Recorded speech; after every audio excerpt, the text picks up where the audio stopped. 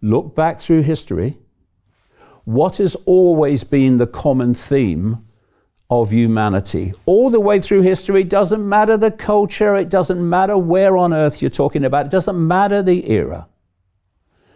The few have always controlled the many. And it's been done through two things. There's two types of people that allow this to happen. One, there's those that obey authority just because they're authority. They believe that authority must know best, and so they don't question what authority tells them.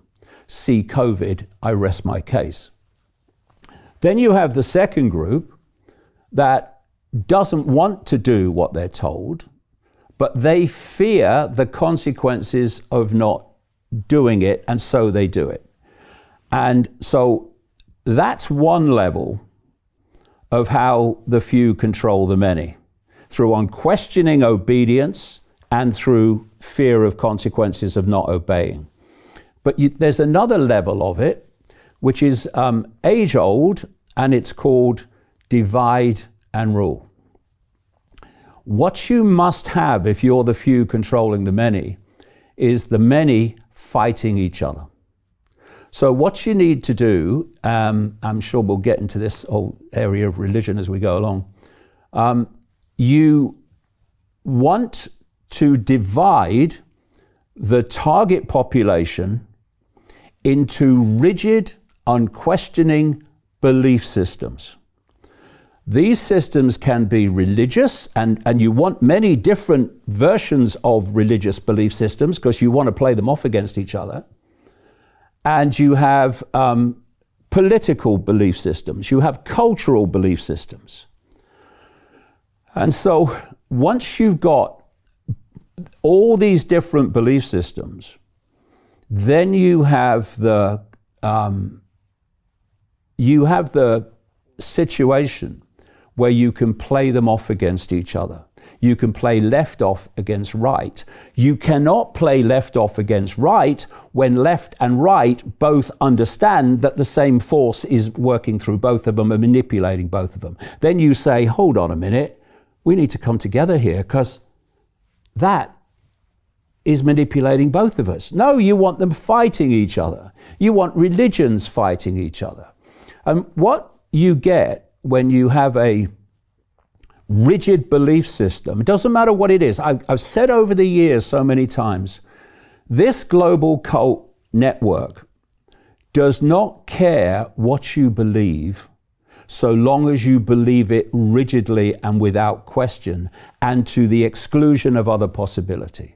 Investment Club. Today, I consider it the best investment that I've ever made. We get 4 projects presented a week by their associated CEOs. Personally, I'm completely blown away by the quality of these projects, and I know of nowhere else where I would be given this same opportunity. Each week that passes, I feel more appreciative of the fact that I'm a member of this group.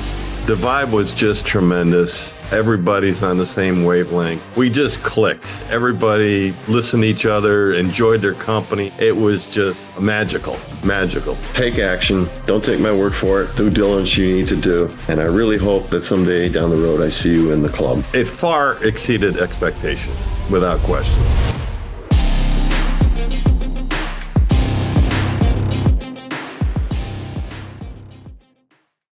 So, when someone comes along like me and says, I'm going to question everything and see if it stands up to scrutiny, and you find that almost nothing does, all these different belief systems that would normally fight each other are, to a very large extent, unified in their condemnation and ridicule of me, because I'm going to places they won't go because their belief system, whatever it is, will not allow them to go there. So if you take religion,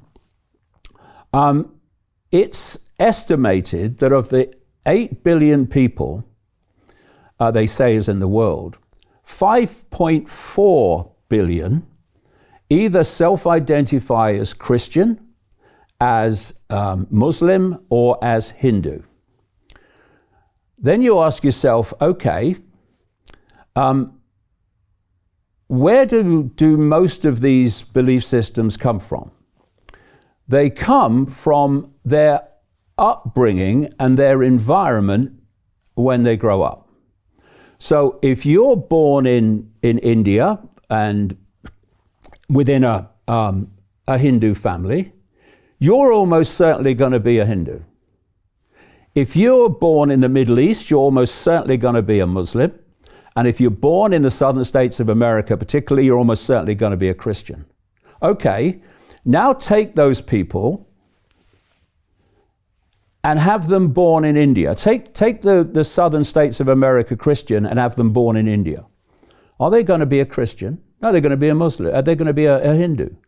And the same with these others. I remember a long time ago, it was about 1993, my only trip to Israel, and of course they would not let me in now. It was a bit of a struggle then, to be honest. And I remember standing next to, on what the Christians and Jewish people call Temple Mount, where the big mosque is, the big golden dome. And there were these Muslim kids playing football, only little kids. And I watched them for a bit, and the old city of Jerusalem, within that city wall, it's very small, but it's divided into 4 quarters. There's an Armenian quarter, a Christian quarter, a Jewish quarter, and a Muslim quarter. And it occurred to me as I was watching these kids playing football, that literally in the old city of Jerusalem, if those kids had been born down the street in the Christian quarter or the Jewish quarter, at the same age, they'd have a very different view of reality, the world, themselves, and their beliefs. And so what you do, and I go into this in the roadmap at some length at one point, because it's so important. To continue watching the rest of the episode for free, visit our website londonreal.tv or click the link in the description below.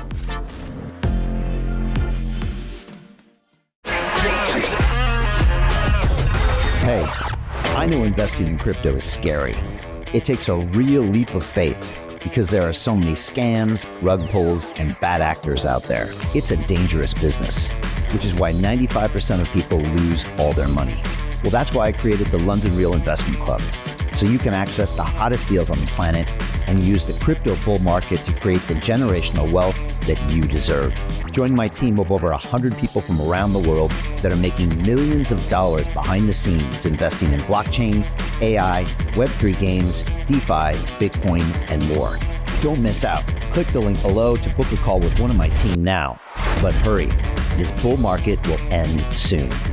I know investing crypto can be scary. That's why you gotta join the investment club. Pull the trigger. Let's do this.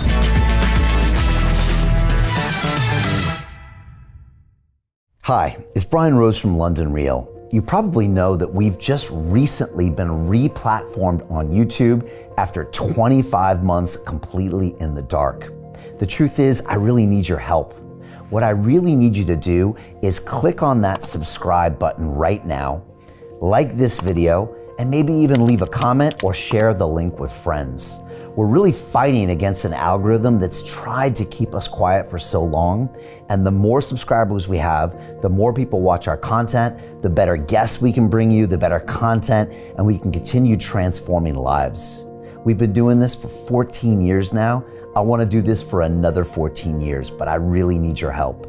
So click on that subscribe button, like the video, leave a comment, share this, and we're going to continue to bring you more and more great content. Thank you.